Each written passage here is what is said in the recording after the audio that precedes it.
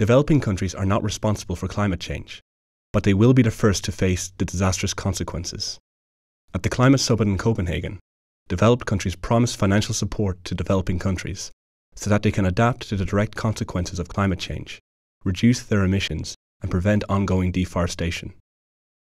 But now these rich countries are backtracking on their promises and pledges, and, in other words, leaving developing countries stuck with the check.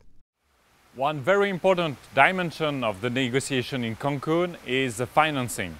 We know that, the rich countries have most contributed to climate change, and the developing countries are the first victims of climate change. So we need solidarity between rich countries and poor countries. It's a question of justice. Two decisions were taken in Copenhagen. Fast start financing for 2010, 2011, 2012, $30 billion going to the developing countries.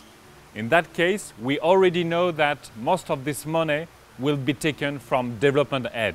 So we changed the name from health to climate, but it's the same money. And there is a discussion about the long-term financing.